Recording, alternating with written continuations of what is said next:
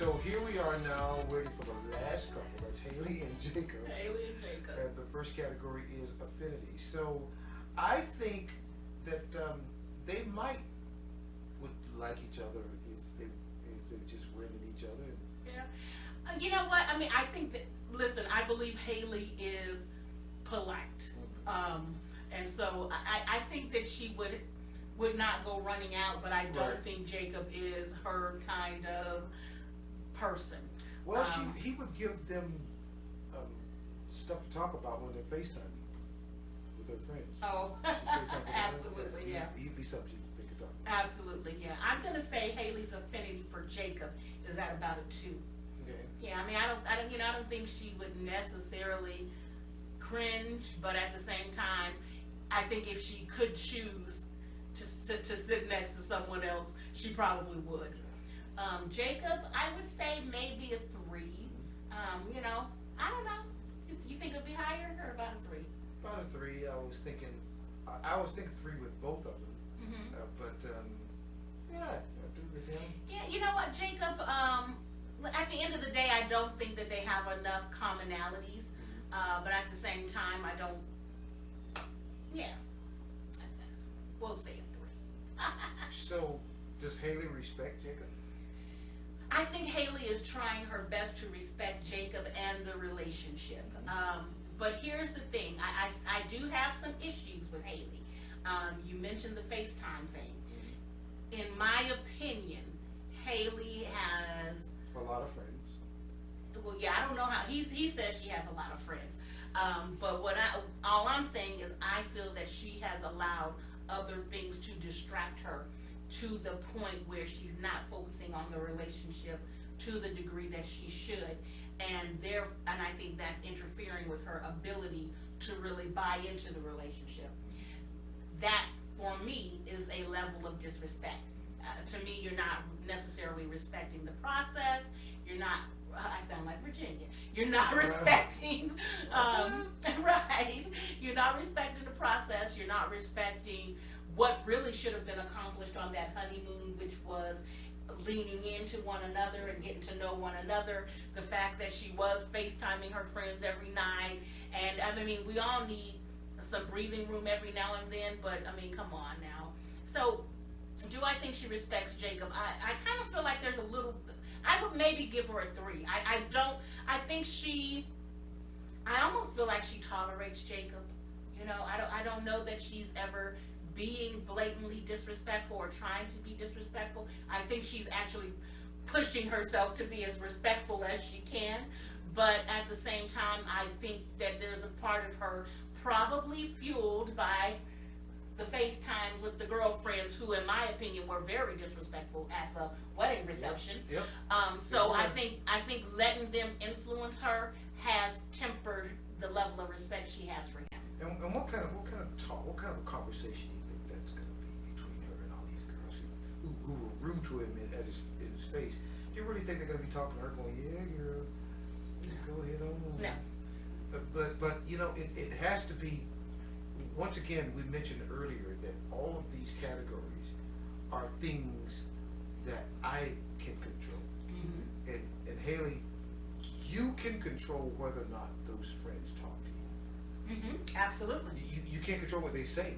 They can say whatever they want to say. Absolutely. But you don't have to be FaceTiming with them.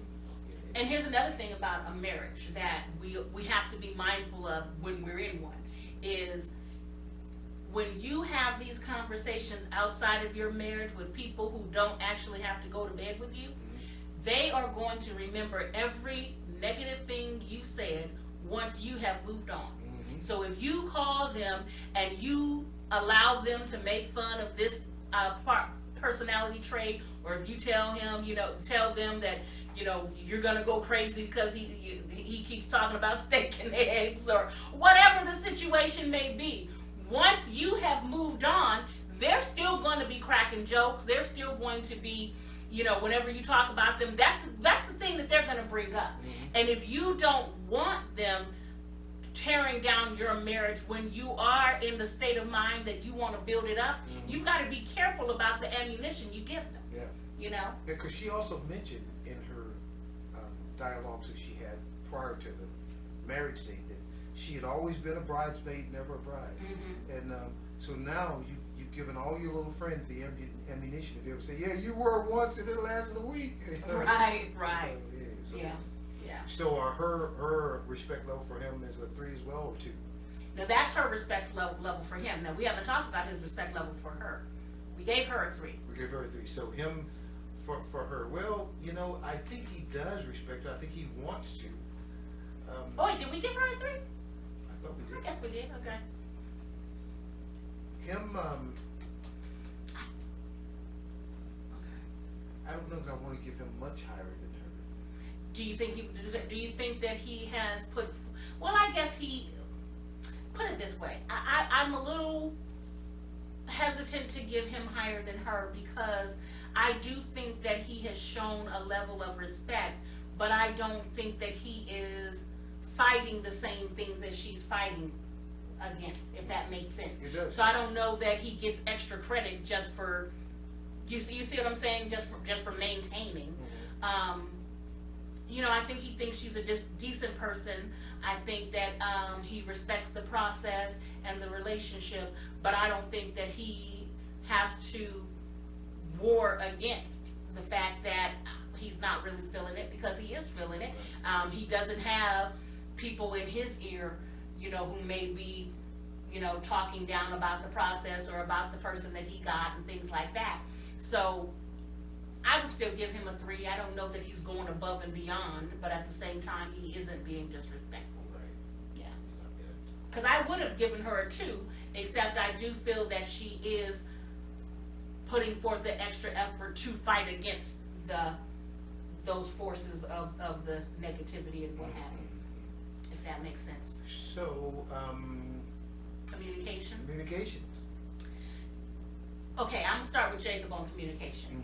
Jacob is a horrible communicator. Yes. Jacob, and part of, He doesn't like to talk. well, he doesn't know how to say anything that has substance. And that was part of what Haley was struggling with. I think Haley was sort of in the place that Chris was, in that I'm gonna need to develop an attraction. There's not an instant attraction to you, but maybe if we can develop it, and I think for her, part of that was going to be, let me get to know more about you as a person. Let me learn more about your personality. And the things that he wanted to share were not meaningful things. All he wants to talk about. Well, hang on. A DeLorean? Come on. Who doesn't want a DeLorean? Exactly. Who doesn't want He one? wants to talk about the 80s, which says nothing about who he is. He wants to talk about steak and eggs and steak and steak and And eggs. the beach that he built at his house. Exactly. But she's having a hard time figuring out who he is as a person. He doesn't know how to articulate that. I don't think he even knows who he is. And then so he has a hard time. He's not the best communicator. And then when he was frustrated, it probably went from 0 to 60 unnecessarily. You know what I mean? He could have addressed that issue when he was concerned, or he was hurt because he felt like she had disrespected him, and that she had basically misrepresented where she was going and just didn't want him spending time with her and the couples. He could have addressed that in a more diplomatic manner. Instead, he basically blew up at her. So that is not a very good way of communicating with someone. So I'm gonna give him a 2. And I believe that I felt a little fear in her. Yeah. When he did, because he is a big guy, and he had his arms out like this, and she Yeah. kind of started walking backward. Yeah, it was. And I don't think you should put anybody in a situation where they feel uncomfortable that way. Agreed. At least not uncomfortable because of they fear physical stuff. That can't. Absolutely. So communication. Now, Haley gets a low score from me for communication as well. Yeah, because she don't try. She does. You know what? Again, I think she's having too many talks with people outside of the relationship and not enough meaningful conversation with him.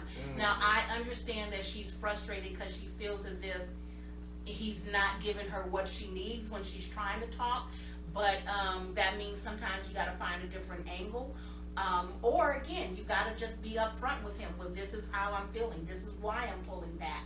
And she really sort of had to be kind of hemmed in a corner to go ahead and express that. Mm-hmm. So she's definitely struggling with communication as well. So, good on both the two. I think so.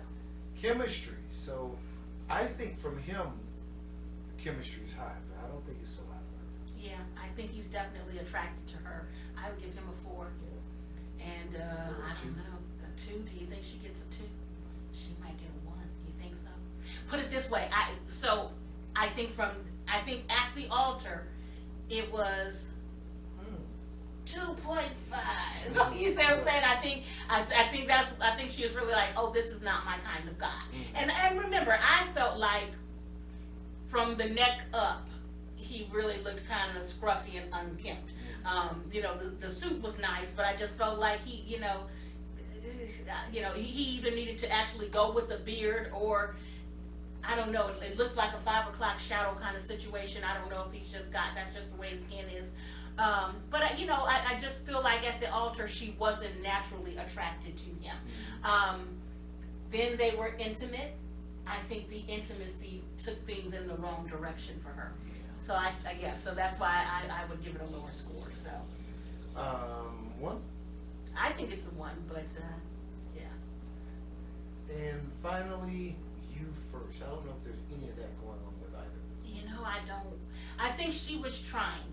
I would give her probably a 2, because I do think she has been trying to put him first, and frankly just got tired. Because I think at some point she was really waiting for that reciprocation, and I don't know that he knows how to. I don't know if he knows what that looks like. So I don't know. Can you really identify any place where he's done that? Well, he's a guy stuck in the 80s and stuff. I don't know that he can. Yeah. He might have done his best. I think in his mind, because remember he did set up the dinner at the aquarium, and even though it's all about his interest, I do think that he thinks letting her into his world is sort of rewarding us. Exactly. What do you think? Maybe a 1 or 1? Yeah. A 1? Yeah. Oh, that is a sad score, man. Yes. So what is this final score? There we go. All right. So there's, woo! Wow. So here is the tally now. Coming in last place is. Well, we haven't given the final score for Haley and Jacob before we give everybody, right? Because we had to get it together. We didn't have the percentages. Oh. Remember? So Haley and Jacob wind up at 11.5 for their combined average and 46% for their smooth sailing percentage. They're not going to be selling. No. Well, listen, it's early. It's only been a week, so okay. So believe it or not, though, there's one person worse than them, one couple worse than them. That's Paige and Chris. Mm-hmm. They came in at their average was 10.8%, or 10.8 points, and their smooth sailing percentage is 43. Up next after them is Haley and Jacob, 11.5 points, 46%. Next from that is Virginia and Eric at 12.5 points, 50%. Next from that is Clara and Ryan at 17.8 points and 71%. And the best couple, the couple with the best percentage so far, getting the smooth sailing, is Brianna and Vincent at 73%, 18.3 points. So not bad at all, honestly. So remember, thanks for sitting through this with us. We appreciate it. If